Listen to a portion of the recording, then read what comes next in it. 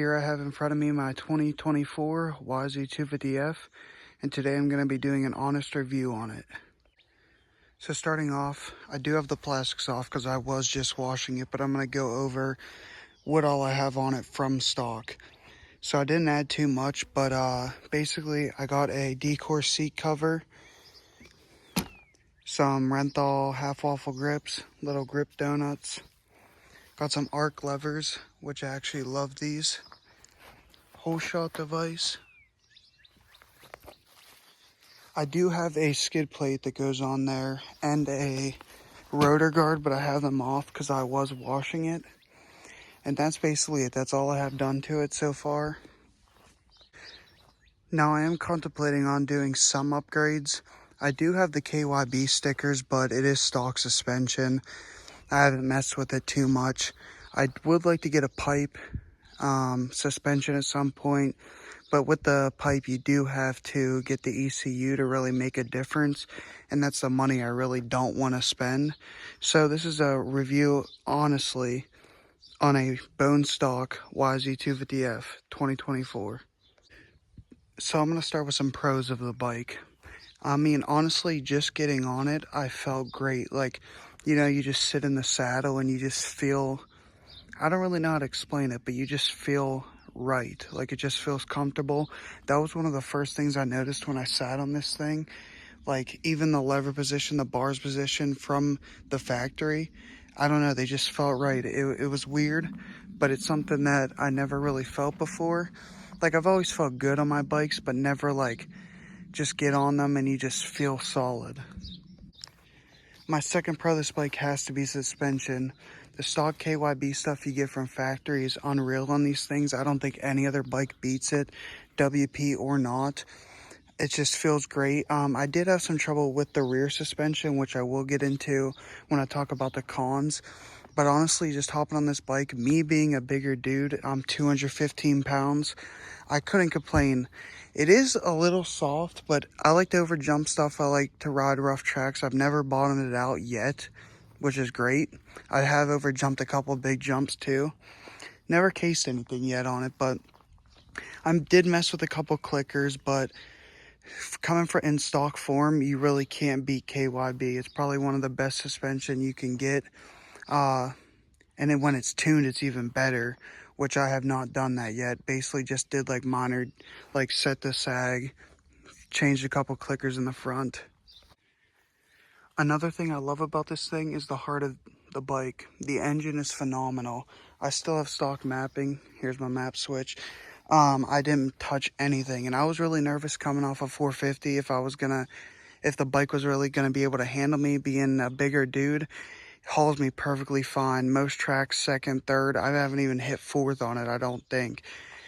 In the loamy stuff, it does struggle, but I think that's more of a weight problem on my end, or just these deep loamy tracks in Pennsylvania. They tend to just suck your bike up, but this motor is solid. I only have 10 hours on it. Haven't had a problem since. You change the oil and filter in these things, and you really don't have a problem as long as you do routine maintenance. The motor, it pulls really good out of the bottom, and it does rev out fast compared to my KTM, but the KTMs are known for just revving out really far. That's the only thing I'm trying to get used to, especially coming from a 450 to a 250, where on the 450 I was riding every track in second gear and never shifting, where to this thing I'm clicking through gears, shifting up, shifting down. But yeah, it's what you got to do when you ride a 250. Something else that's really cool is it does come with this, I don't know necessarily what it's called. I guess like your power tuner app. But you can tell the hours right off your phone. You can do mapping and all this different stuff that I honestly haven't messed with yet. I'm kind of nervous to get in there and mess with it. But it's cool. I mean, yeah, the hour meter is easier to read. But it just adds a cool thing. You know, you got the power adjustment, all that straight from your phone. Let's start with some of the cons on the bike. This may be me just nitpicking, but my stock seat, I don't know if it was the cover. I didn't change the foam, but for some reason it felt like hard as a brick. And like I was coming off the track after a couple of days of me riding it. And I was like, why is my ass hurting? I changed that seat cover, got the new ribbed one. It's pretty nice. It holds me in place. I didn't really notice it after that. It might just be because the seat is so thin. If you see here, it really doesn't have like that good cushion. But I did notice the seat was a little harder. Maybe it's just because it was brand new. I don't know. So my second con, and I've heard a lot of this from a lot of people, is the rear suspension.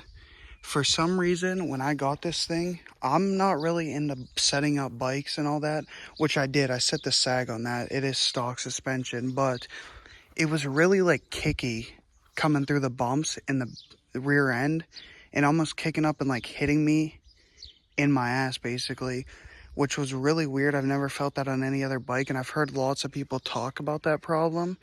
I don't know if it's the way they set it up, but I did get new fluid in it, set the sag. It did help a lot, but I still do notice it.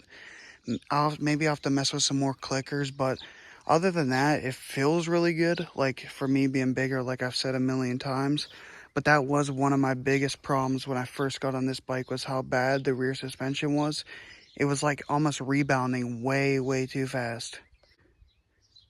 And my last con, which I am good with keeping up with my air filters, but the worst thing about the new YZs that I absolutely hate, it helps the bike perform great, but the air filters get destroyed.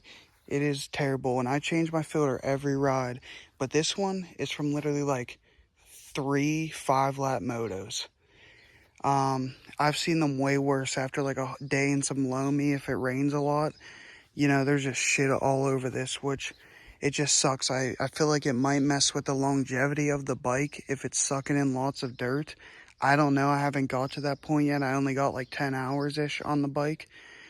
I really hope it doesn't. I know sometimes there was some troubles in the past people were having with valves, but maybe they weren't cleaning their filters. I don't know.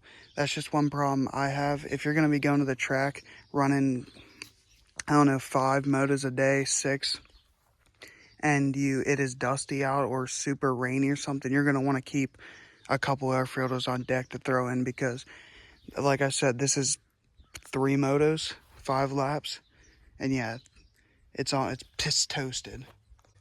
So this leads to the last clip where I'm just going to give a basic rundown, basic thoughts on the whole entire bike, where I compare it to my last bike and everything.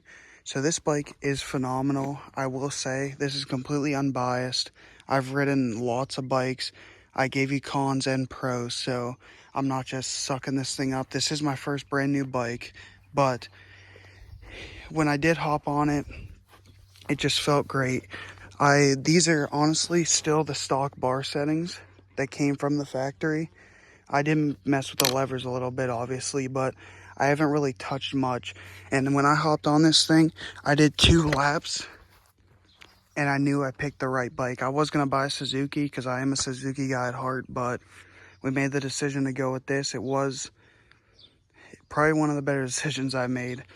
I'm not a huge KTM hater, but not a big fan when it comes to them. I've had lots of bad luck on them when it comes to just feeling comfortable, where this thing, I hopped on it and I was like feeling phenomenal the second lap.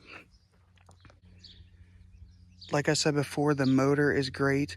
I do find it kind of odd to get used to, whereas on my KTM, the thing revved out a lot more, where this thing, it's kind of short.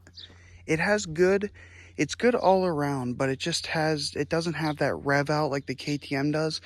To be fair, I was on a 450, but I've ridden the 250s and I know how they kind of just pull, where this thing doesn't have that, but it is really strong in all directions. And as long as you're not riding like a super wide open track where you really have to rev it out, I've never came into a problem with this thing.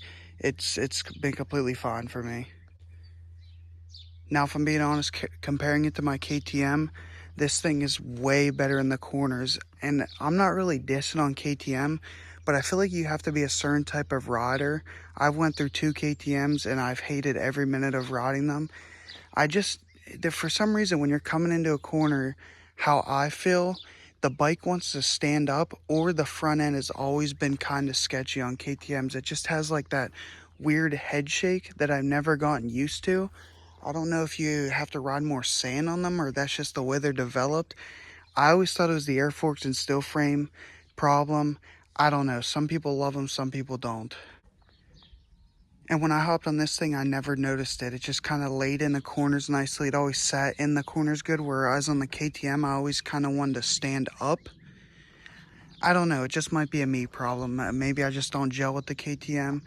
The KTM was a great bike when it came to, like, how I was said a bunch before, revving out. I did like that part. It just had a great motor package. My KTM, I mean, it had 130 hours on a stock motor, completely everything, and nothing went bad. I think it hit like 140 hours and the linkage bearing started going bad. So KTMs are really goodly built bikes.